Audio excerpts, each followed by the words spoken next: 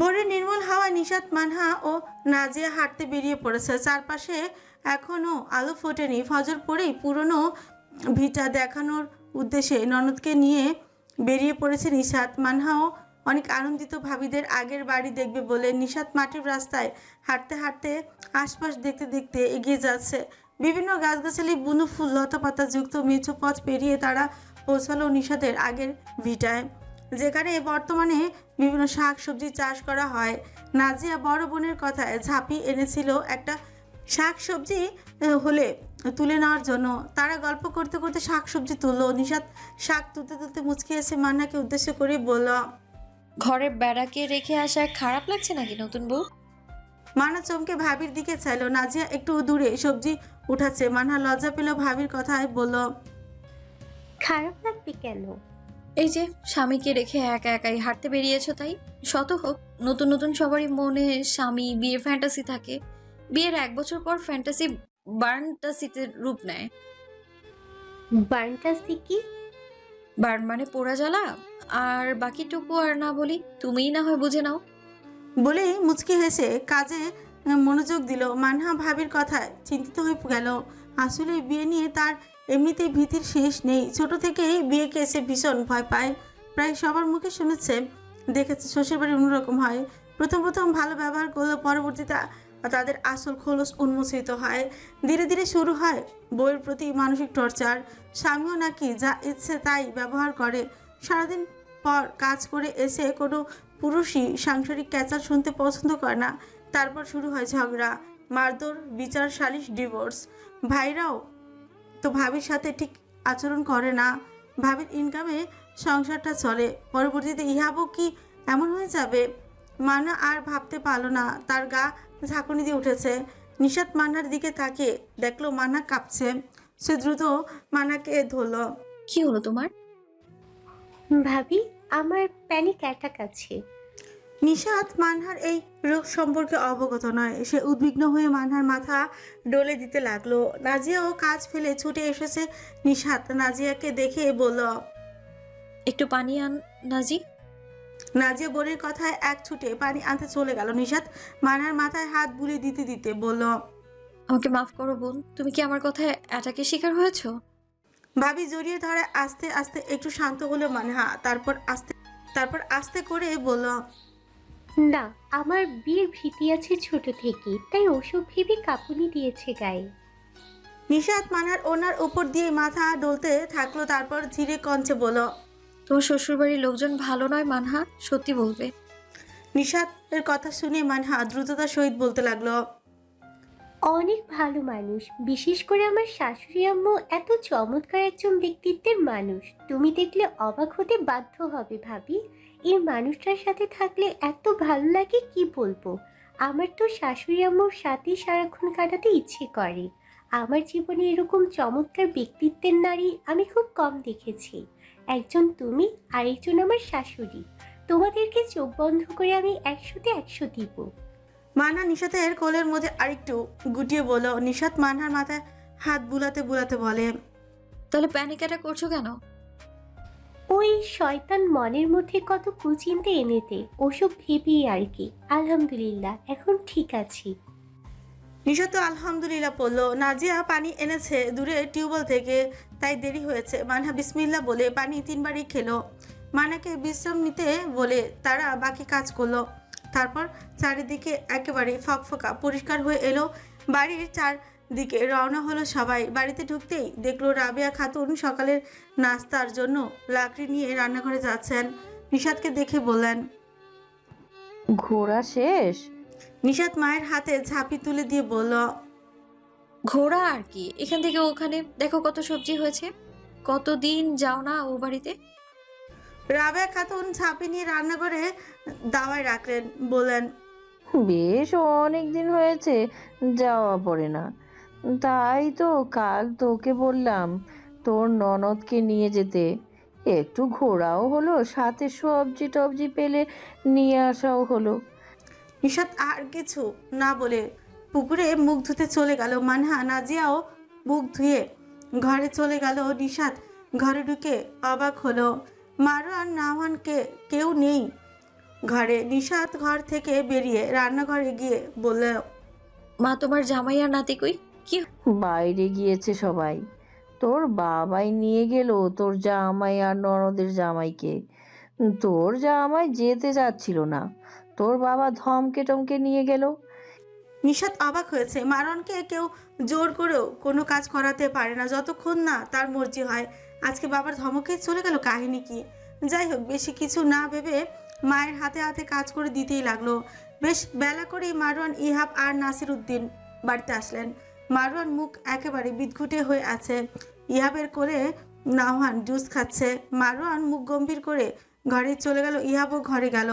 নাসির উদ্দিন নিশাতের হাতে প্যাকেট দিয়েই বললেন, এখানে তোর আর তোর ননদের কিছু জমা আসে, তুই নিজের হাতে দিয়েছিস মেয়েটাকে। মাহাবুরের বেটিকে তো কিছুই দিতে পারলাম না, তাই ভাবলাম কিছু দেই। নিশাত খুশি হয়ে নিল। ব্যাগগুলো নিয়ে ঘরে চলে গেল। ঢুকেই মারওয়ানকে শোয়া দেখলো, বলল, হয়েছে? মারওয়ান কোলের উপর থেকে হাত সরিয়ে বলল, ঢাকা যাওয়ার টিকিট কেটেছে, সবকিছু গোছগাছ করে নাও। হঠাৎ ঢাকা যাওয়ার টিকিট কেটেছেন কেন? তার জন্য তোমার কাছে স্কুলের চাকরিটাকে হারাতে চাও? কতদিন হয়েছে এখানে এসছে, হিসেব আছে? বাড়ি হলে ফোন দিয়েছিল ভাড়ার জন্য, আর তোমার বাবাও আমার বাবা দুজনে যাবেন আমাদের সাথে। বাবা আব্বা দুজনেই যাবেন? আপনি মিথ্যে বলছেন নাকি? না, বিশ্বাস না হলে তোমার বাবাকে জিজ্ঞেস করো। নিশাত ঘোরের মধ্যে পড়ে গেল যেন। উফ মা, কেঁদো না তো। এই মহিলা মানুষের কাজ খালি ফ্যাচ ফ্যাচ করা, যেখানে মহিলা সেখানে কান্নাকাটি। এত কাঁদার কি হলো? মরও তো যায়নি, বেঁচে যেহেতু আছে আবার আসবো, তো দয়া করে কান্না থামাও। খুব ত্যক্ত বিরক্ত হয়ে কথাটা বলল মারওয়ান। ছেলের কথা শুনে মাইমুনা বেগমের কান্না আরো বেড়েই গেল। মাকে কিছু বলতে না পেরে মারওয়ান এবার নিশাতের দিকে তাকিয়ে চোখ রাঙিয়ে বলল, বাপ সাথে যাচ্ছে না? এত কান্নার কি হয়েছে? সে সকাল থেকে শুরু হয়েছে, এখন বিকাল হয়ে গেছে, তবে ফ্যাচার ফ্যাচার থামে না। বলি, গলাও কি ব্যথা করে না? তারপর ধমকে কান্না থামালো নিশাতের। নিশাতের হেঁচকি উঠে গিয়েছে লোকটা ধমকে। এত পরিমাণ পাষাণ হৃদয়হীন লোক জীবনও দেখেনি সে। কান্নাও নাকি কারো বিরক্ত লাগতে পারে। একটু মন খুলে কাঁদতেও দিল না পাথর একটা। মারওয়ান যখন তাদের ধমকা ছিল, ইহাব তখন কোথা থেকে দৌড়ে এসে নাওয়ানকে জড়িয়ে ধরে চিল্লিয়ে কান্নার ভঙ্গিতে বলল, রসগোল্লাটাকে ঠিক ঠিক মতো খেতেও দিল না আমাকে। এখন লোভ দেখিয়ে এই রসগোল্লাকে নিয়ে গেলে আমি বাঁচবো কি করে? এই রসগোল্লা আমার কাছে থাকবে। বলে আবারও কান্নার ভঙ্গি শুরু। নাওয়ান ভয় অবাক দুটি হয়েছিল। বাবার দিকে তাকিয়ে কাঁদো কাঁদো গলায় বলল, বাবা, পুপা কাঁদে। মারওয়ান রেগে ফায়ার হয়ে ইহাবকে থাকিয়ে সরিয়ে বলল, এই বেটি, ঢং করিস কি জন্য?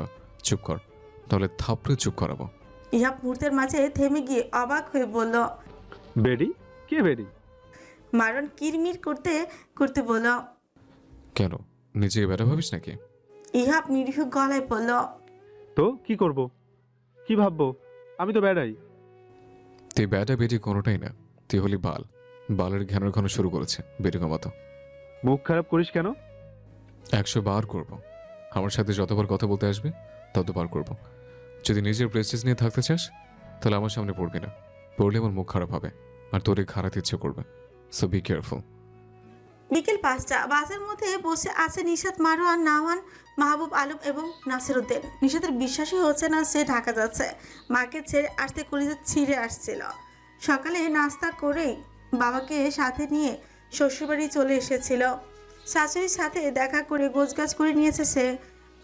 মা এবং শাশুড়ি দুজনেই রান্না করে দিয়েছেন। বিভিন্ন শাক সবজি, ফল, পিঠা দুই মাই দিয়ে দিয়েছেন। এত কিছু বহন করা কষ্টসাধ্য হয়ে যাচ্ছিল, তবুও নিতে হয়েছে, না হলে কষ্ট পাবেন তারা। মা আর শাশুড়ির কান্নায় নিশাত ভেঙে পড়েছিল বারবার।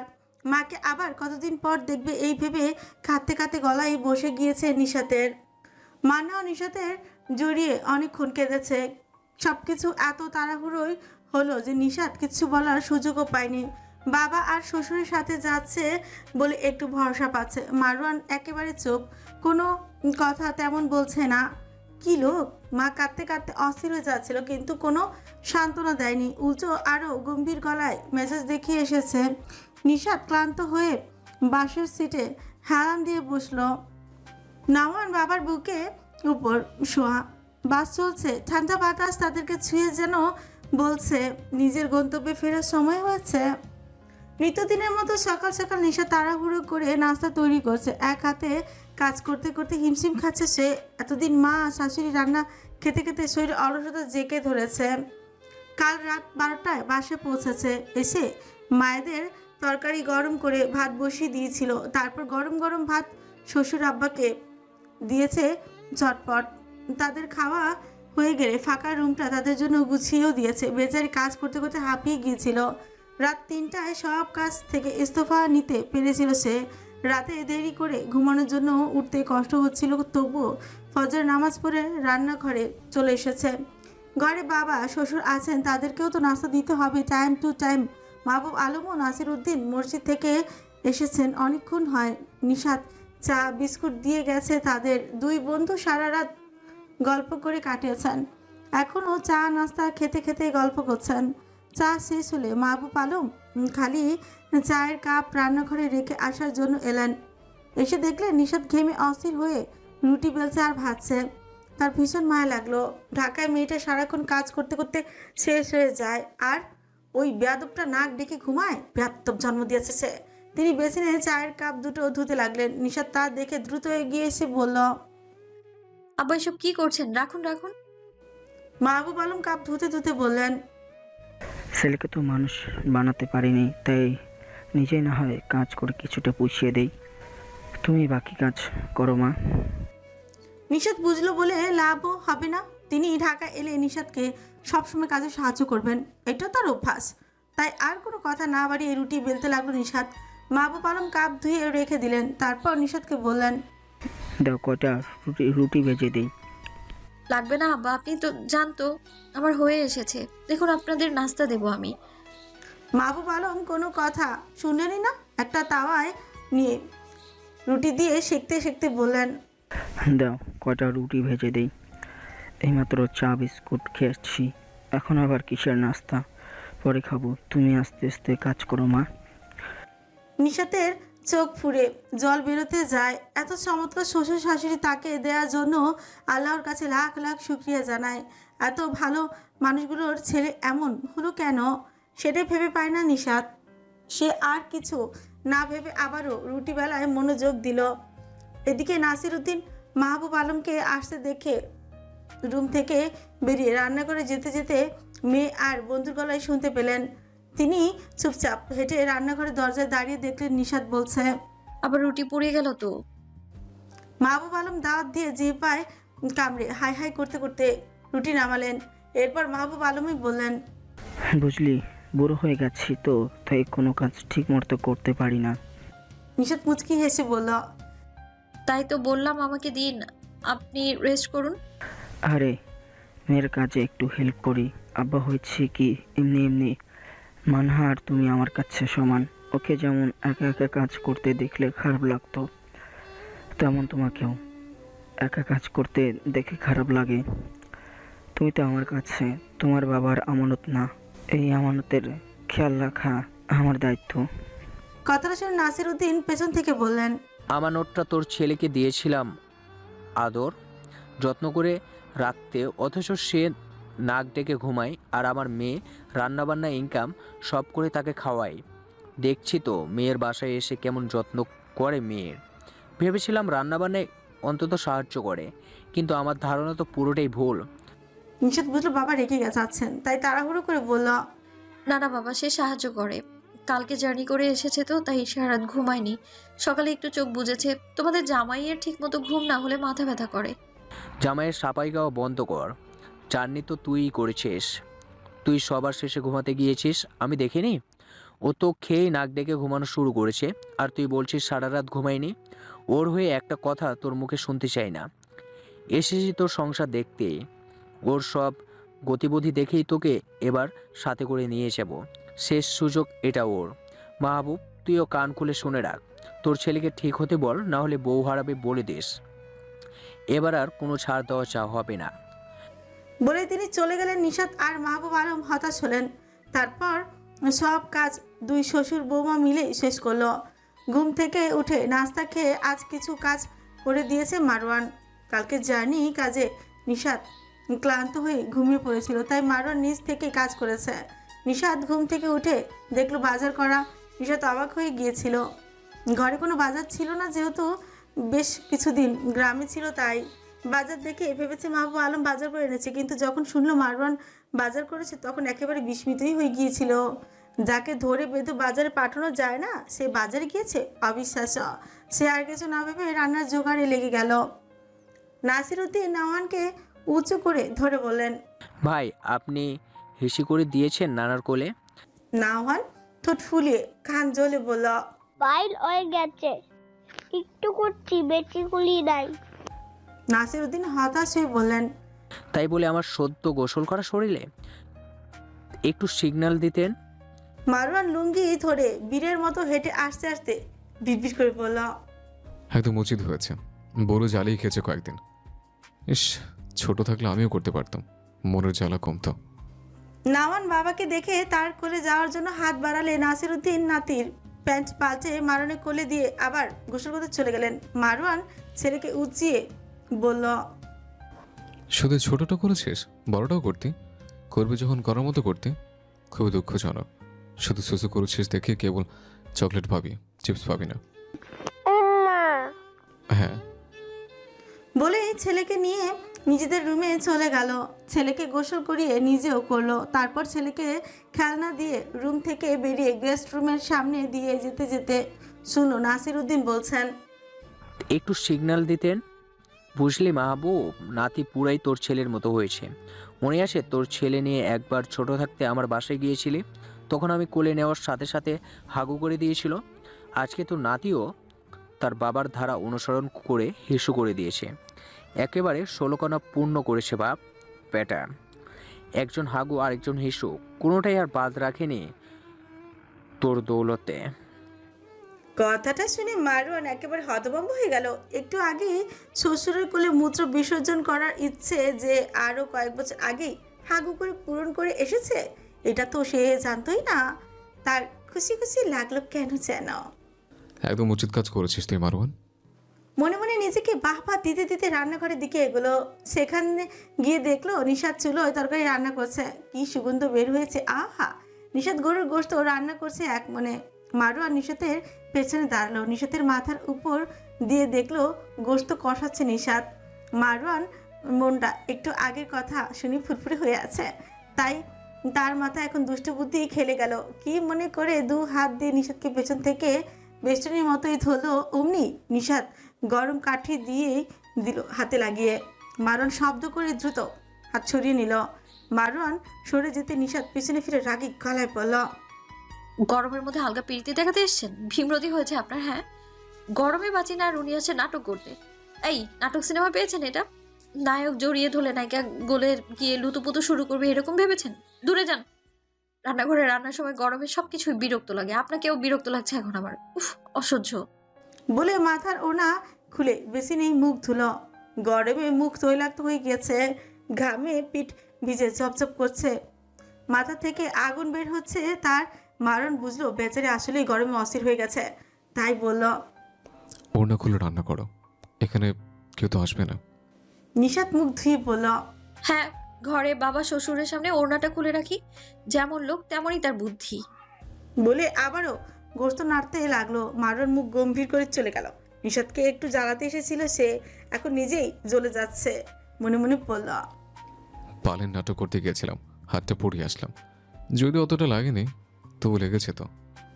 বিশাল রুমের টেবিলের চতুর্দিকে গোল হয়ে বসে আছে নেওয়াজ, সাবির, জিনান, আদহাম সহ আরো অনেকে। টুকটাক আলোচনা হচ্ছে সবার মধ্যে। কিছুক্ষণের মধ্যে হেড প্রবেশ করলো, সবাই দাঁড়িয়ে গেল।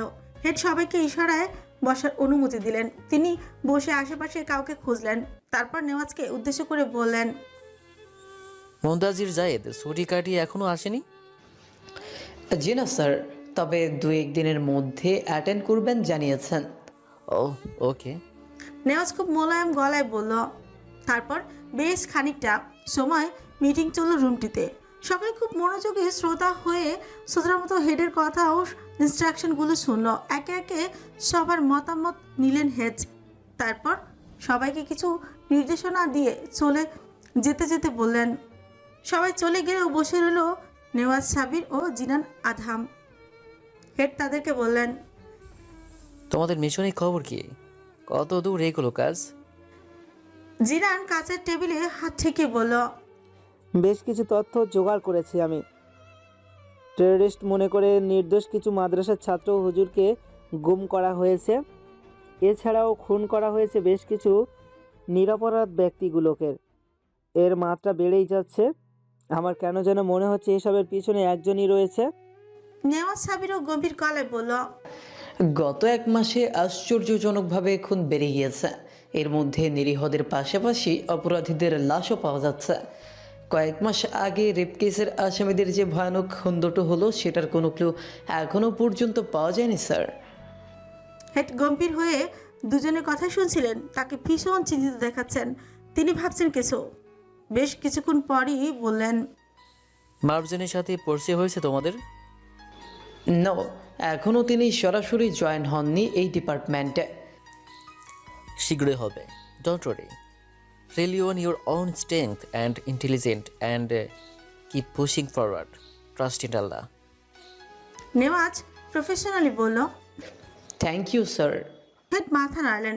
এতক্ষণ জিনান চুপ করে ছিল, এখন মনতে ভেঙে বলল, স্যার, সাইফা ও জেন সাহেব দুজনেই কি অভিজ্ঞতা সম্পূর্ণ ব্যক্তি? হেড মাথা নাড়িয়ে সম্মতি জানালেন। জিনান আধাম তার নীল চক্ষু কুঞ্চিত করে ফেল। এরা বয়স্ক কেউ হবে তার দৃঢ় বিশ্বাস। 3 জন যুবক থাকতে নিশ্চয়ই আরও জোয়ান কাউকে একটা মিশনে দিবেন না হেড। একটুকু পুরো ডিপার্টমেন্টের সবাই জানে কি আছে সামনে, সেটাই দেখার বিষয়। ঘোর তামাশা নিমজ্জিত কক্ষ, বিছানায় সচল হয়ে শুয়ে আছে মারওয়ান।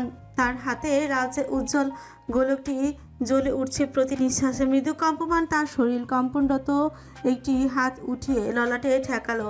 সিগারেটের ধোঁয়া ওড়াতে ওড়াতে মন্থর গতিতে মস্তক টিপতে লাগলো সে। একটা ভেবে চলেছে অনেকক্ষণ। কিছুক্ষণ আগে প্যান্টের পকেটে একটা ভাঁজ করা চিরকুট পায়। চিরকুটটি খুলে সে থম মেরেছিল কয়েক মুহূর্ত। এটা কি ছিল? মারওয়ান, জানি সম্বোধনে বিরক্ত হবি, তাই সম্বোধন না যাই।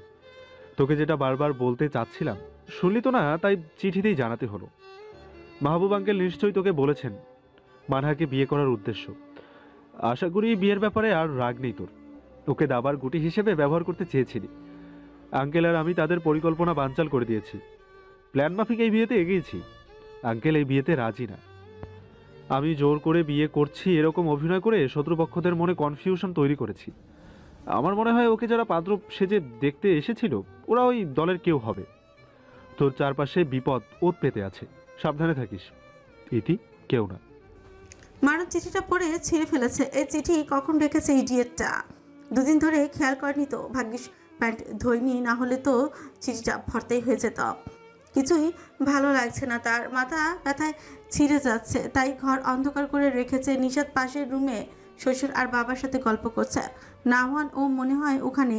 কবুতর বাচ্চারা থাকলে মাথাটা টিপেই নেওয়া যেত।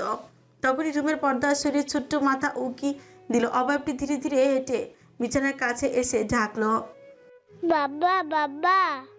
মারণ মাথার যন্ত্রণায় ছটফটাচ্ছিল। উষ্ঠে এখনো সিগারেট ধরা। ছেলের ডাক শুনে সিগারেট খাটের কোণা দিয়ে নিচেই ফেললো। ছেলেকে বিছানায় উঠিয়ে তার বুকের উপরই বসালো। কথা বলতে গেলে মুখ থেকে ধোঁয়া বেরিয়ে গেল। নাওয়ান নাকে হাত দিয়ে বলল, ধোয়া ধোয়া। পচা কোন না। মারওয়ান মুখ দিয়ে ধোঁয়া বার করে বলল, চুপ, তোর জল্লাদ দানা হাজির হয়ে যাবে সিগারেট খেয়েছি শুনে। শান্তি মতো একটু সিগারেটও টানতে পারি না তোর মায়ের কুষ্ঠের জন্য। পচা গন্ধ আবার কি? মায়ের গোষ্ঠীর সাথে থাকতে থাকতে স্বাদ হচ্ছিস? আগে তো চুপচাপ থাকতে, এখন গন্ধ বলে হচ্ছে একদম আলু ভর্তা বানিয়ে ফেলবো। নাওয়ান মায়া মায়া নজরে তাকিয়ে বাবার বুকের উপর শুয়ে বলল, বড্ডা কালকে মাইল দিবে।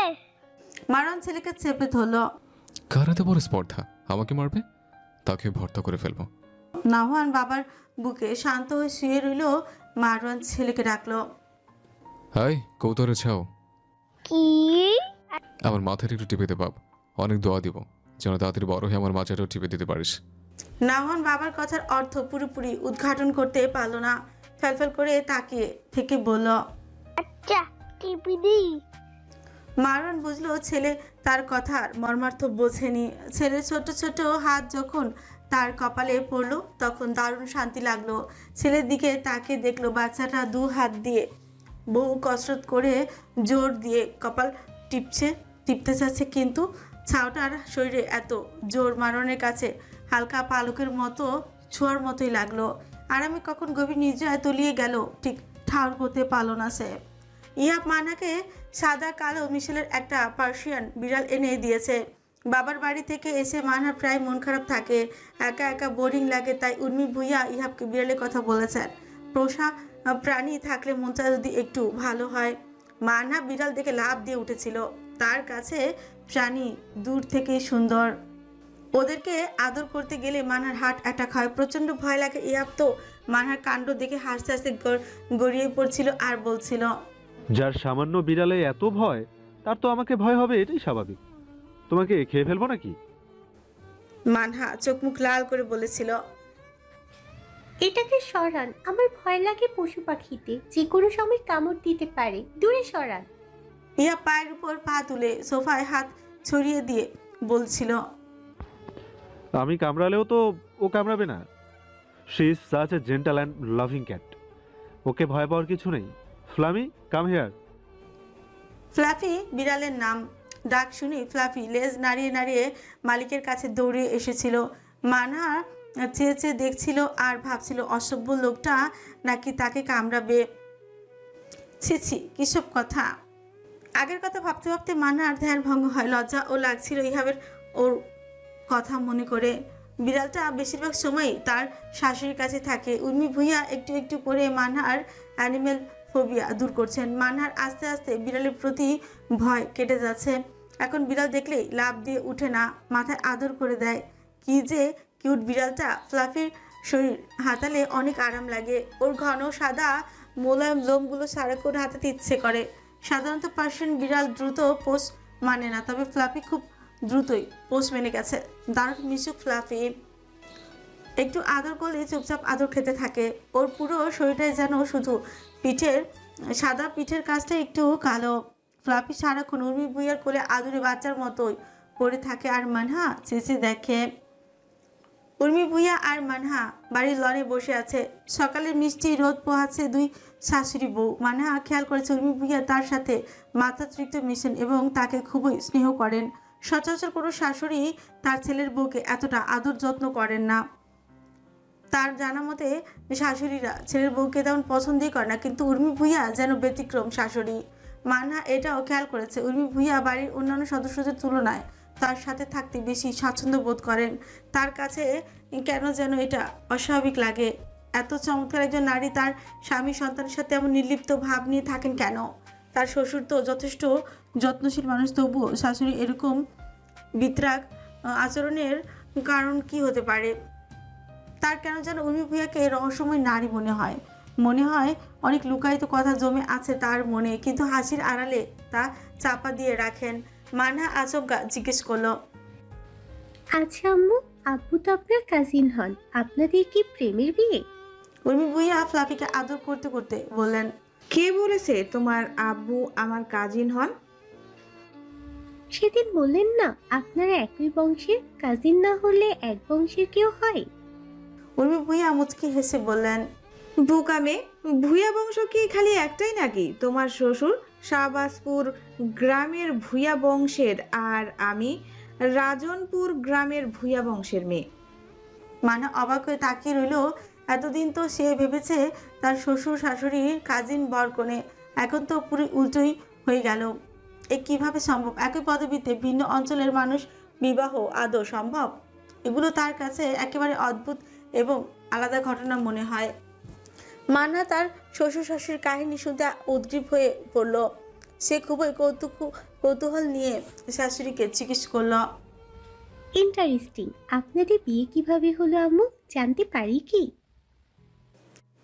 উর্মি ভুইয়া ফ্লাফিকে ছেড়ে শাড়ির আঁচল ঝেড়ে উঠে দাঁড়ালেন। তারপর লনের সামনের গাছগুলো ছুঁতে ছুঁতে বললেন, ওগো উর্মিমালা, তরঙ্গের ন্যায় ঢেউ খেলো আমার মনের উঠোনে। তোমার প্রেমেতে পড়ে ঝাঁপ দিয়েছি মন পুকুরে। তোমার স্মৃতিতে কাটে আমার সকাল বিকেল রাত্রি। তুমি কি আমার সাথে থাকবে দিবারাত্রি? কবিতাটি আবৃত্তি করে তিনি বললেন, তোমার শ্বশুরের সাথে আমার প্রথম যেদিন দেখা হয় সেদিন এই কবিতা আবৃত্তি করে তিনি ভালোবাসার নিবেদন করেছিলেন। আমি পাত্তা দেইনি। ওরকম মাস্তান রাজনীতিবিদকে কেই বা পাত্তা দিবে? মেয়েরা এতে গড়লেও আমার এসব পুরুষের প্রতি কোনো আকর্ষণ কাজ করতো না। যদিও তাকে আমি সেদিন প্রথম দেখেছিলাম, কিন্তু তিনি আমায় বহু আগেই দেখেছেন, এটা বিয়ের পর জানতে পারি। সারা রাত জেগে নাকি সে এই কবিতাটা শুধু আমার জন্য লিখেছিল। বিয়ের পর এই কবিতাটি আমার কবিতা সমগ্র ডায়েরিতে টুকে রেখেছিলাম। সে জানে না আমার মুখস্থ হয়ে গেছে এটা। আনাড়ি হাতে একেবারে খারাপ লেখেনি। রাজনীতি করে এটুকুই যে লিখেছে এটাই তো অনেক। তার হয়তোবা মনেও নেই এই কবিতার কথা, বহু আগের কাহিনী। মাথায় ছন্দ এসেছে আর লিখে ফেলেছে, কাগজটাও হারিয়ে ফেলেছে সম্ভবত। ভাগ্যিস আমি টুকে রেখেছিলাম। মানা মন্ত্রমুগ্ধের মতো শাশুড়ির কথা শুনছিল। উর্মি ভূঁইয়া থেমে যাওয়ায় শাশুড়ির দিকে চোখ পড়তে লক্ষ্য করলো তার ঠোঁটের কোণে স্মিত হাসি, মান্না ছোট হাসি। শাশুড়িকে স্মৃতি মন্থন করতে দেখে ভালো লাগছে তার। শ্বশুর শাশুড়ির কাহিনী শুনতে দারুণ লাগছে। সে চাচ্ছিল তার শাশুড়ি আরও কিছু বলুক, কিন্তু উর্মি ভূঁইয়া আর কিছুই বললেন না। পাইপ দিয়ে গাছগুলোতে পানি দিতে লাগলেন। চেয়ারের উপর চোখ, হাত পা পিছনে বাঁধা অবস্থা রক্তাক্ত হয়ে পড়ে আছে একজন। তার মাথা ও মুখ থেকে গলগল করে রক্ত পড়ছে। তার সামনে পায়ের উপর পা তুলে বসে আছে কেউ একজন। তার মুখশ্রী কঠিন। লোকটির পেছনে অনেক দাঁড়িয়ে আছে। তার শিকারী নজর চেয়ারে বাঁধা ব্যক্তির উপর। ক্ষিপ্র গতিতে উঠে বাঁধা ব্যক্তিটি চুল মুচো করে মুখের উপর তুলে বলল, তুই আমার লোককে মেরেছিস? তোর এত বড় কলেজে হয় কিভাবে? বহুতবার বেড়েছিস তাই না? আমার প্রত্যেকটা চাল ভেস্তে দিচ্ছিস।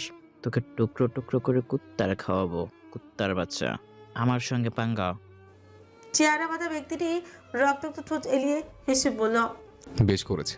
তুই যেমন আমার চাল ভেস্তে দিয়েছিস, আমিও দিয়েছি। হলো না সমান সমান?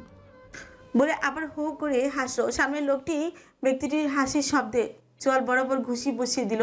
ব্যক্তিটির হাসি তবুও থামলো না। লোকটি ফিসফিস করে বলল, বহুত বছর আগে সম্পর্কে ফাটল ধরেছিল, মনে আছে নিশ্চয়ই? তোকে কিভাবে নাচাতে হয় সব আমার জানা আছে। তোর হ্যারাম বার করব। আমার খেয়ে আমার বিরুদ্ধে ষড়যন্ত্র। তোকে পিস পিস করব, শুয়োরের বাচ্চা। তোকে খুন করতে বলেছি, আর তুই আমার লোককে খুন করলি। তোকে দেখে নেব। ওকে, আই এম ওয়েটিং।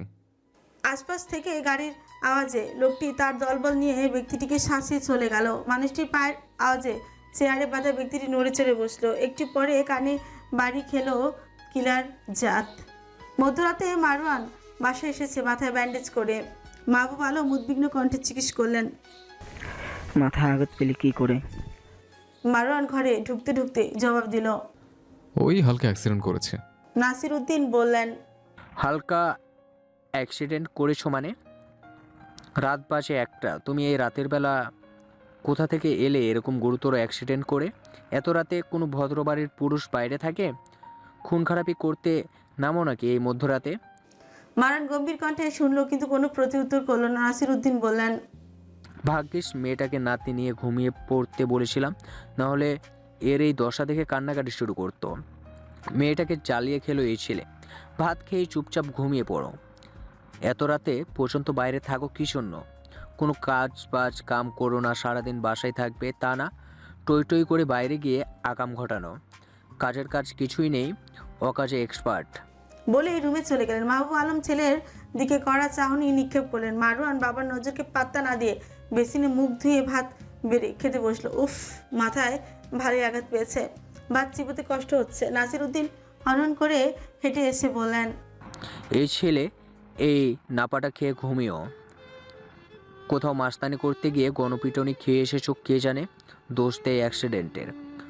বলে আবারও রুমে চলে গেলেন। মারওয়ান মুখ কুচকে শ্বশুর নামক আজব চিড়িয়ার দিকে তাকিয়ে রইল। মাহবুব আলম ছেলের ভাত খাওয়া পর্যন্ত পাশে বসে রইলেন সাথে টুকটাক আলাপও করলেন। মারওয়ান রুমে ঢুকে দরজা বন্ধ করলো। মাথাটা ব্যথায় টনটন করছে। ধীরে ধীরে শার্ট পাল্টিয়ে বিরক্ত মুখে কোনোই মলম লাগালো। নিঃশব্দে খাটে শুতে নিলে দেখলো নিশাত তার জায়গায় শুয়ে আছে। ছেলেকে দেয়ালের পাশে কোলবালিশ দিয়ে বর্ডার দিয়ে রেখেছে। মারওয়ান একটা নিঃশ্বাস ফেললো। খুব সাবধানে নিশাতকে বিছানা মাঝ বরাবর এগিয়ে দিল। নিশাত হালকা নড়ে উঠল। মারওয়ান কোনো শব্দ না করে ছেলেকে চুমু খেয়ে নিশাতের পাশে শুয়ে পড়ল। ঘুম একটু গাঢ় হতে বুকের উপর কারো ভার টের পেল। ঘুমের মধ্যেই বুঝতে পারলো কে যা। নিশাত খুব ভোরে ঘুম থেকে উঠে দেখলো মারওয়ানের পাশটা ফাঁকা। লোকটা রাতে আসেনি বাসায়। বাবা আব্বা বাসায় থাকতেও খামখেয়ালিপনা দেখাতে হবে লোকটার। নিশাত চিন্তিত ভঙ্গিতে উজু করে নামাজ দাঁড়ালো। নামাজ শেষে দোয়া দুরুদ পাঠ করে কোরআন তেলাওয়াত করলো। কেমন যেন লাগছে তার। আল্লাহর কাছে অব্যক্ত কথাগুলো পেশ করে রান্নাঘরে গিয়ে দেখলো মারওয়ান চা খাচ্ছে, মাথায় ব্যান্ডেজ। নিশাত মারওয়ানের মাথায় ব্যান্ডেজ দেখে আতঙ্কিত গলায় এগিয়ে এসে বলল, আপনার মাথায় ব্যান্ডেজ কেন, কি হয়েছে? মারওয়ান চা খেতে খেতে বিরক্ত হলো, চোখ কঠিন করে বলল, এত চিৎকার চেঁচামেচি করার কি হয়েছে? সামান্য আঘাত, এমন ভাব করছে যেন মরে গেছে। মরে দু একদিন কেঁদে আরেকটা ভালো দেখে বিয়ে করে ফেলো। তোমার বাপ তো আছেই তককে তককে। কোন দিন আমি খালাস হব আর তিনি তোমাকে ভালো একটা ঘরে বিয়ে দিয়ে উদ্ধার করবেন। নিশাতের চোখে ছলছল করে উঠল। এত বড় একটা কথা বলতে এই লোকের একটু আটকালো না? আঘাত পেয়ে এসেও তার সাথে মেজাজ দেখানো হচ্ছে। নিশাতের ভারী রাগ হলো। একটা কথাও বলবে না এই লোকের সাথে। কেউ তাকে পাত্তা না দিলে ন্যাকামি করার সময় নেই। ভেবেছিল কীভাবে আঘাত পেয়েছে জানবে, এখন জানার কোনো ইচ্ছেই নেই। সে চুপচাপ গম্ভীর মুখে সকলের জন্য নাস্তা বানাতে লেগে গেল। মারওয়ান একবার নিশাতকে দেখে চা শেষ করে কাপ রেখে বেরিয়ে গেল। নিশাত চায়ের কাপ ধুয়ে রেখে দিল। শ্বশুর ও বাবার জন্য চায়ের পানি বসিয়ে দিল। সকালে ওনাদের হালকা চা বিস্কুট দিতে হয়। জিনান তার স্টাডি রুমে বসে পেপার পড়ছে আর কফি খাচ্ছে। তার নীল চোখ দুটো প্রথম দেখাতেই সবার নজর কাড়ে। এক ধরনের ঠান্ডা নিরপেক্ষতা বিরাজ করে সেখানে, যা তাকে আরও রহস্যময়তা করে তোলে।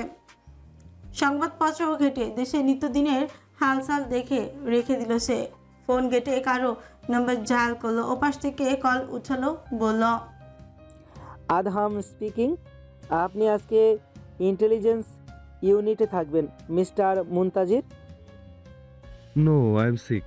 গতকাল আমি ছিলাম, বাট আপনি ছিলেন না। Bad luck. Okay, no problem. I am early waiting for you. Take care of your health. Did you find anything mister? Thanks mister Radham. রাত 1:30। বেশ পুরনো দ্বিতল বাড়ির সামনে একটা জিপ গাড়ি দাঁড়ানো। বাড়িটির ভেতরে জঙ্গলে আবৃত, কেউ থাকে না বিধায় পুরো বাড়িটা ভৌতিক আবহে তৈরি করে আছে। অন্ধকারে বিলীন বাড়িটি। ঢুকতে গেলে ভাবসা ম্যারমের একটা অদ্ভুত তীব্র গন্ধ নাসারন্ধে পাড়ি খায়। পুরনো সাথে দেয়াল জুড়ে রক্তের দাগ শুকিয়ে আছে। জিনান আদহাম খুব সূক্ষ্ম নজরে দেয়ালটি পর্যবেক্ষণ করলো। হাতে গ্লাভস, মুখে মাস্ক, চোখে নাইট ভিশন গগলস। গ্লাভস পরা, ইউভি টর্চ জ্বালিয়ে শুকনো রক্তের পরিমাপ করে ফেলল। তার অভিজ্ঞ চোখজোড়া পুরো রুমকে স্ক্যান করে ফেললো মুহূর্তের মধ্যে। পোর্টেবল ফিঙ্গারপ্রিন্ট স্ক্যানের সাহায্যে আসবাবপত্র, জানালা সব কিছু দক্ষ হাতে স্ক্যান করে গভীরভাবে ভাবনায় মগ্নই হয়ে গেল সে। জিনান রুম থেকে বেরিয়ে দেখলো মুনতাজির জায়েদ একটা কাঠের দরজার পোর্টেবল স্ক্যানার দিয়ে স্ক্যান করছে। জিনান তার পাশে গিয়ে দাঁড়িয়ে শুধল, did you find anything mister Muntazur? Muntazir গম্ভীর মুখেই বলল, ইয়েস। এবার মনে হয় অপরাধী সহজেই মুখ খুলবে, ধরা পড়ে যাবে। জিনান নিজের লং কোটে হাত ঝুঁকিয়ে মাথা নাড়িয়ে বলল, খুনি খুবই বোকামি করেছে, বুঝলেন? খুনের চিহ্ন মুছতে কোনো পদক্ষেপ নেয়নি। মুনতাজির রহস্যময় ভঙ্গিতে হেসে বলল, তার আস্তানাটাই এটা।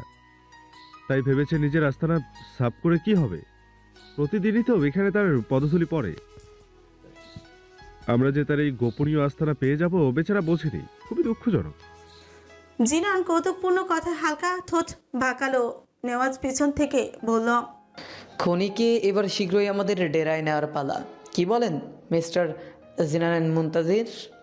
জিনান আদহাম ও মুনতাজির জায়েদ একই সাথে উত্তর দিল, ইয়েস মিস্টার নেওয়াজ। উভয়ে একসাথে বলায় তিনজনই গভীরভাবে হেসে উঠল। আলো আধারের এই বাড়িটাও যেন তাদের হাসিতে ভৌতিক রহস্যময়তায় ছড়িয়ে দিচ্ছিল। বাইরে তুমুল বৃষ্টি হচ্ছে। রাত 8টার একটু বেশি কম। নিশাত হাতে দ্রুত খিচুড়ি আর গরুর গোশত রান্না করছে। স্কুল থেকে এসে ঘুমিয়ে পড়েছিল সে, রান্না করা হয়নি। সকালে রান্না করে গিয়েছিল, সেটাই দুপুরে খেয়েছে বাবা ও শ্বশুর। মারওয়ান ঘরে নেই। এই বৃষ্টির মধ্যে লোকটা কোথায় গেছে কে জানে। ইদানিং লোকটা কেমন রহস্যময় আচরণ করে, কোনো কথা তেমন বলে না, বেশিরভাগ সময় বাইরে থাকে। যদিও আগেও থাকতো, তবে ইদানিং একটু বেশি বাইরে বাইরে থাকছে। 1 সপ্তাহ আগে অ্যাক্সিডেন্ট করে একদণ্ড ঘরে থাকেনি। একদিন কোনো রকমে একটু রেস্ট নিয়ে টো করতে করতে বেরিয়ে পড়েছে। কি যে এত বাইরে কে জানে। এসব ভাবতে ভাবতে গরুর গোশত কষাতেই মনোযোগ দিল। মাহবুব আলম রান্নাঘরে ঢুকে দেখলেন নিশাত তাড়াহুড়ো করে রান্না করছেন। তিনি এগিয়ে এসে বললেন, কে রাজসোমা, দারুণ সুঘ্রাণ বেরিয়েছে তো। এই তো আব্বা, খিচুড়ি করছিলাম। বৃষ্টির দিনে খিচুড়ি খেতে পছন্দ করে আপনার ছেলে আর নাতি। নিশাতের কথা শুনে মাহবুব আলম নিশাতের পাশে দাঁড়িয়ে গোশত কষানো দেখতে লাগলেন। তার খিচুড়ির সাথে ভীষণ ইলিশ মাছ ভাজা খেতে ইচ্ছে করছে, কিন্তু নিশাতের কষ্ট হবে ভেবে কিছুই বললেন না তিনি। গোশত কষাতে কষাতে নিশাত খেয়াল করলো মাহবুব আলম উসখুস করছেন। গোশত কষানো হলে গোশতে পানি দিয়ে ঢাকনা দিয়ে রেখে মাহবুব আলমের দিকে চেয়ে বলল, কিছু বলবেন আব্বা? মাহবুব আলম ইতস্তত করতে করতে বললেন, না কিছু না, ওই আগামীকাল বাড়ি চলে যাব তো, নাতিটার জন্য মন পুড়বে। এত মায়া লাগায় বাচ্চাটা, ভুলতে পারি না। নিশাতের নিজেরও ভীষণ খারাপ লাগছে। আগামীকাল বাবা শ্বশুর কেউ থাকবে না, চলে যাবে। ভাবতে বুকটা কেমন কামড়ে ধরেছে। নিশাত কত অনুরোধ করলো, কিন্তু তাদের কাজ রয়েছে, তাই চাইলেই থাকা সম্ভব নয়। নিশাত দীর্ঘশ্বাস ফেলে বলল, আপনি রুমে যান আব্বা, আমি ঝটপট রেঁধে আপনাদের খেতে দিচ্ছি, এখনই হয়ে যাবে। বলে আবার ব্যস্ত হয়ে পড়লো রান্নায়। মাহবুব আলম তো তা দেখেই বললেন, এত তাড়াহুড়ো কেন মা? খেতে তো দেরি আছে, একটু আগে সন্ধ্যার নাস্তা করলাম, পেট ভরা, ধীরে ধীরে রান্না করো, অত তাড়াহুড়োর কিছু নেই। বলে তিনি রান্নাঘর থেকে বেরিয়ে গেলে নিশাত আবারও রান্নায় মনোযোগী দিল। কাকবেচা হয়ে বাসায় ফিরল মারওয়ান। জামা কাপড় ভিজে জবজবে হয়ে আছে। বাসায় ঢুকে গোসল করতে চলে গেছে। খানিক পরে নিশাত পাটিতে খিচুড়ি, গরু ভুনা, সালাদ, লেবু এনে রাখলো। নাসির উদ্দিন মাহবুব আলমকে ডেকে এনে প্লেটে খিচুড়ি বেড়ে দিচ্ছে। নাসির উদ্দিন তা দেখে বললেন, টোটো কোম্পানির ম্যানেজারটা কই? দেখলাম ভিজে টিচে এলো। তা ভব ঘুমের চাকরি কেমন চলছে তার? তাকে তো দেখাই চাই না, বহুত উচ্চপদস্থ কর্মকর্তা কিনা। নিশাত কিছু বলল না। বাবা শ্বশুরের পাতে সালাদ, লেবুর টুকরো উঠিয়ে দিয়ে সে মাহবুব আলম বললেন, নাতি গই বৌমা খাবে না? ও ঘুমাচ্ছে আব্বা, ওর বাবার সাথে খাবে। ও ঘুমাচ্ছে, নাতিটাকে আবার কবে না কবে দেখতে পাবো। বলে দীর্ঘশ্বাস ফেললেন। নিশাত উঠে রান্নাঘর থেকে একটা প্লেট এনে মাহবুব আলমের সামনে রাখলো। মাহবুব আলম প্লেটে তাকিয়ে দেখলেন ইলিশ মাছ ভাজা, পাশে বড় বড় ইলিশ মাছের ডিমও ভাজা, শুকনো মরিচ। তার চোখ চকচক করে উঠলো। তিনি চট করে নিশাতের দিকে তাকিয়ে অবাক হয়ে বললেন, ইলিশ মাছ? নিশাত একটু হেসে বলল, আপনার ছেলে নিয়ে এলো, ভাবলাম টাটকা টাটকা ভেজে দিই, খিচুড়ির সাথে দারুণ জমবে। আপনি, আপনার ছেলে, নাতি সবার তো আবার ইলিশ মাছ পছন্দের, তাই গরম গরম ভেজে আনলাম। নিন, বিসমিল্লাহ বলে খাওয়া শুরু করুন। বলে এক টুকরো ইলিশ মাছের ও ডিম শ্বশুরের পাতে তুলে দিল নিশাত। নাসির উদ্দিন গালে হাত ঠেকিয়ে বললেন, হ্যাঁ হ্যাঁ, সব মাহবুব আর মাহবুবের আওলাদের জন্য। আমি তো দুধ ভাত। মাহবুব আলম হেসে নিজের পাত থেকে অর্ধেক ডিম ভেঙে দিলেন। বললেন, তুই দুধ ভাত হতে যাবি কেন? যে অমন আস্ত রত্নের জনক সে কি?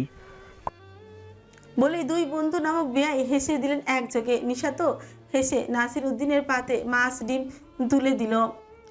দুই বন্ধু গল্প করতে করতে বেশ আরাম করে তৃপ্তি করে খেতে লাগলো। নিশাত তাদের তৃপ্তি নিয়ে খেতে দেখে নিজেও তৃপ্তি পেল। নিজেদের রুমে খাবারের প্লেট নিয়ে ঢুকলো নিশাত। দেখলো দুই বাপ ছেলে ঠোঁট ফুলে ঘুমাচ্ছে। মারওয়ানের মাথায় ব্যান্ডেজ এখনো বিদ্যমান, রক্তে ভিজে আছে ব্যান্ডেজ। এই অসুস্থ শরীর নিয়ে প্রতিদিন বাইরে যেতে হবে কেন তার? কাজ করিস না, ঘরে থাকবি তা না, বাইরে বাইরে গিয়ে শরীর খারাপ করে আসিস। কি ক্লান্ত দেখাচ্ছে মুখশ্রী। ক্লান্তিতে কিছু না খেয়ে ঘুমিয়ে পড়েছে লোকটা। ভারী মায়া লাগলো তার। প্লেটটা টেবিলে রেখে মারনের মাথার কাছে বসলো নিশাত। ব্যান্ডেজের উপরে হালকা করে হাত ছুঁয়ে দিল। জেগে থাকলে তাকে ছুঁতেও দেয় না, এমন খিটখিট করে শুরু করে দেয় যেন সে ছুঁয়ে দিলে ব্যথা আরও বেড়ে যাবে। ইস, কতটা গভীর হয়ে গেছে ক্ষতটা। কিভাবে যে অ্যাক্সিডেন্ট করলো এখনো ক্ষত শুকোয়নি। ওষুধ নিয়মিত খাচ্ছে তবুও ক্ষত তেমন একটা সারেনি। এত গভীর ব্যথা নিয়েও দিব্যি ঘুরে বেড়াচ্ছে। সে হলে তো 1 মাসের বিছানা থেকে উঠতেই পারতো না। এসব ভেবে কিছুক্ষণ ওর ওই রুক্ষ চেহারার দিকে তাকে আস্তে আস্তে ডাকতে লাগলো। শুনছেন? খাবেন না? উঠুন দ্রুত। মারণ ঘুমের মধ্যেই বিরক্ত হয়ে অন্য পাশে ঘুরতে নিলে নিশাত তাকে বাধা দিয়ে বলল, উঠুন উঠুন, খিচুড়ি রান্না করেছি, গরম গরম খেয়ে নিন, না হলে মজা লাগবে না। আপনার হাতে খাবে বলে নাহওয়ানও খায়নি। ছেলে খায়নি শুনে মারওয়ান বিরক্ত হয়ে চোখ খুলল। মাথা ভার হয়ে আছে। উঠতে গেলে নিশাত সাহায্য করতে চাইলে মারওয়ান তাকে সরিয়ে দিল। নিজেই উঠল।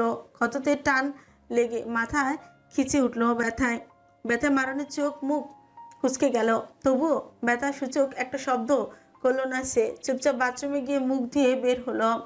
এরই মধ্যে নিশাত ছেলেকে উঠিয়ে ফেলেছে। বাচ্চাটা মায়ের কোলে বসে ঘুম ঘুম চোখে বাবার দিকে চেয়ে ডাকলো। বাবা, মারওয়ান ডাক শুনে ছেলের দিকে তাকে একটু হাসলো। নাওয়ান ভেবেছে বাবা এসে তাকে কোলে নেবে, কিন্তু না। খাওয়ায় মায়ের দিকে চাইলো। নিশাত ছেলের চাহনি দেখে বলল, বাবার অসুখ আব্বা, ভালো হয়ে গেলে আপনাকে কোলে নেবে, কেমন? অসুখ? জি অসুখ। গত 7 দিন ধরে নাওয়ান প্রায় এই কথাটাই শুনেছে যে বাবার অসুখ। বাবা আগের মতোই দুষ্টুমি করে না, মজা করে না তার সাথে। অসুখ মানেই এখন তার কাছে অনেক বড় কিছু। অসুখ হলে বাবা কথা বলে না। নাওয়ানের এটা মোটেও ভালো লাগে না। মায়ের গলা জড়িয়ে ধরে ছছর নয়নে বলল, অসুখ পুচা, বাবা কথা বলেন না, অসুখকে চলে যেতে বলো। নিশাত ছেলেকে জাপটে ধরে বাথরুমে নিয়ে এসে বসলো। বলল, অসুখ সময় হলে চলে যাবে, বাবা তখন অনেক কথা বলবে, আদর করবে, কেমন? নাওয়ান মায়ের কথা শুনে মাথা নাড়ল। নিশাত ছেলের মুখ ধুয়ে দিয়ে বাথরুম থেকে বের হলো। মারওয়ান খাটের সাথে হেলান দিয়ে চোখ বন্ধ করে আছে। নিশাতের কথার আওয়াজে চোখ খুলল। নিশাত ছেলেকে বিছানায় দাঁড় করিয়ে একটা গামছা মারওয়ানের সামনে বিছিয়ে দিল। টেবিল থেকে প্লেট এনে মারওয়ানকে দিল। প্লেট হাতে তুলে মারওয়ান নাওয়ানের দিকে তাকিয়ে বলল, এদিকে আয় কবুতরের ছাও। নিশাত তা শুনে বলল, ওকে আমি খাইয়ে দেবো না, আপনি খান। মারওয়ান সেই কথা তোয়াক্কা না করে নাওয়ানকে আবারও ডাকলো। ওই পান্ডা ডাকলাম না? নাওয়ান বাবার ডাক শুনে লাফাতে লাফাতে মারওয়ানের কাছে এলো। মারওয়ান ছেলেকে নিজের ভাঁজকৃত পায়ের উপর বসিয়ে খিচুড়ি খাওয়াতে লাগলো। ইলিশ মাছের ডিম মুখে দিলে নাওয়ান মাথা নাড়িয়ে বলল, মুজা মুজা। বাবা ছেলের কাণ্ড দেখতে দেখতে নিশাত গ্লাসে পানি ঢেলে দিল। সেও বাপ বেটার পাশে বসে 4টে খেয়ে নিল। খাওয়া শেষে মারওয়ানকে বলল, ওষুধ দেব?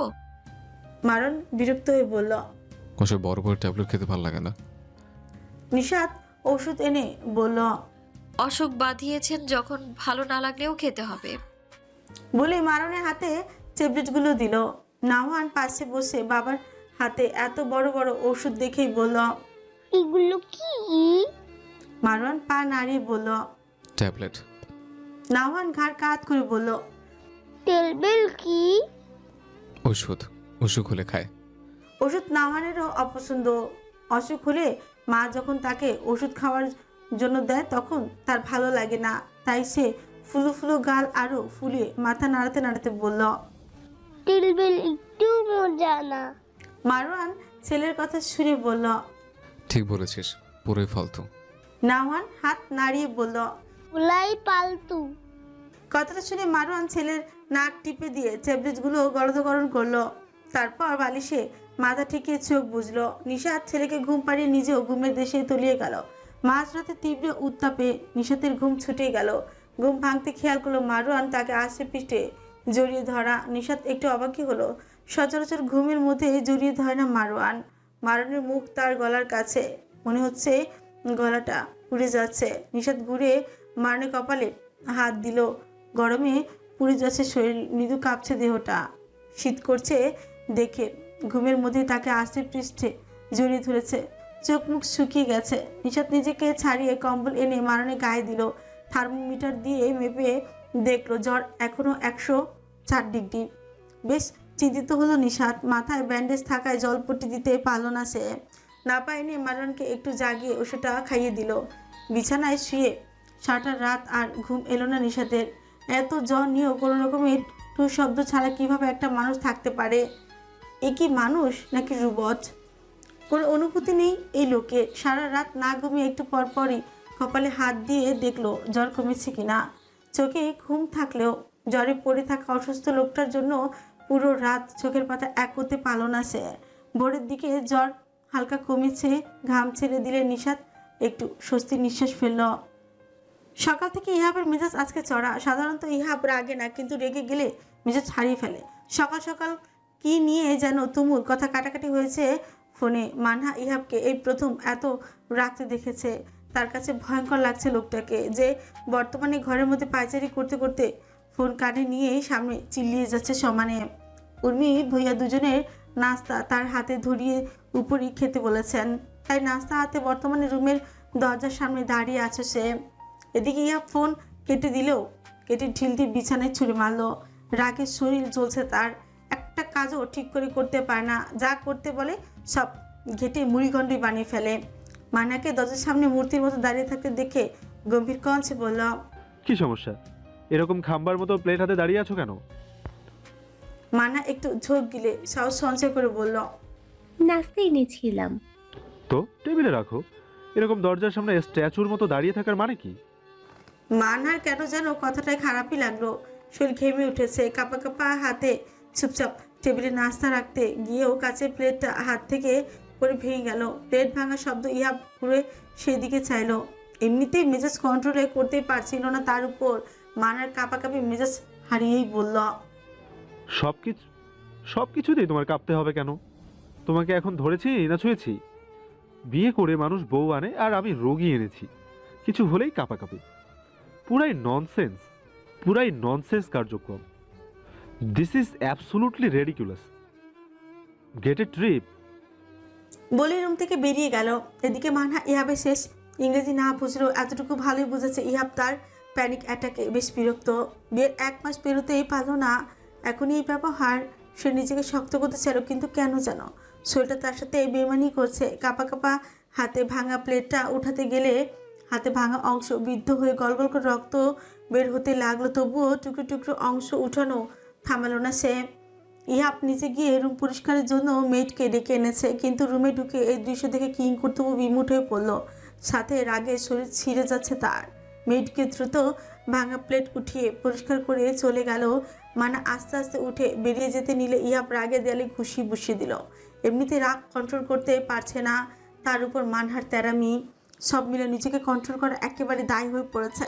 মানা সেদিকে কঠিন চোখে বেরিয়ে যেতে নিলে ইহাব শক্ত করে তার বাহু চেপে ধরে খাটে বসিয়ে হাতে ব্যান্ডেজি করে দিল। মান্না তাকে থামিয়ে দিয়ে বলল, কোনো রোগীর সেবা আপনাকে করতে হবে না, আমি নিজেরটা নিজে করতে পারি। আমার রোগ নিয়ে কারোর যদি সমস্যা হয় ডিরেক্ট বাবার বাড়ি রেখে আসবেন। এই বিয়ে আপনি করেছেন, আমি আপনাকে জোর করিনি আমার বিয়ে করতে।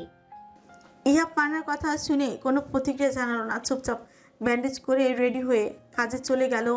মান্না নিজের হাতের ব্যান্ডেজ করার দিকে তাকিয়ে রইল। কোথা থেকে ফ্লাফি এসে তার পায়ের কাছে মাথা ঘষতে লাগলো। মান্না অন্য হাত দিয়ে তার মাথায় আদর করে দিয়ে বলল, মানুষের চেয়ে তারা বেশি ভালো, বুঝলি? সারা জীবন একসাথে থাকার পর মানুষের কাছে হওয়া লাগে বিরক্তিকর, আর তোদের কাছে আস্থাভাজন। ফ্লাফি কি বুঝলো কে জানে। মানহার হাত অনবরত ছাড়তে লাগলো, মিমু শব্দ করতে লাগলো। জিনার মনোযোগ দিয়ে ফিঙ্গারপ্রিন্ট দেখছে। সুইয়াপ কিচের সাহায্যে জিএনএ সংগ্রহ করেছে। খুনিদের তালিকার একজনের সাথে পুরোই ম্যাচ করেছে এগুলো। নেওয়াজ ও মুনতাজির গম্ভীর মুখে কম্পিউটার স্ক্রিনে শুয়ে আছে। খুনির ডিটেলস স্ক্রিনে জলজল করছে। তারা একে অপরের দিকে সরু চোখে চাইল। খুনির পরিবারের সদস্য মোটেও 2 জন, কিন্তু 2 জন কারা কারা এই তথ্য এখনও জোগাড় করা সম্ভব হয়নি। নামের জায়গায় স্পষ্ট লেখা কিলার আজাদ, যাকে সংক্ষেপে কিলার জাদ নামে চেনে সকলে। একটা ট্রাশের নাম এই কিলার জাদ। গত 5 বছরে ঢাকায় অসংখ্য খুন, অপহরণ, গুম করে এই ঠান্ডা মাথার খুনি। তার মুভমেন্ট দেখলে বোঝার উপায় নেই যে সে খুনি, পাক্কা খিলাড়ি সে, যাকে সাইকো বললেও কম হবে। অপরাধী, নিরপরাধী কাউকে খুন করতে বাদ রাখেনি কিলার জাত। টাকার জন্য নয়, খুন করা তার এক ধরনের নেশা। জিনান আধাম স্ক্রিনের দিকে তাকিয়ে ক্রু হেসে বলল, আপনার খেলা শেষ মিস্টার সাইকো কিলার। শীঘ্রই আমাদের মোলাকাত হবে, অপেক্ষায় থাকুন।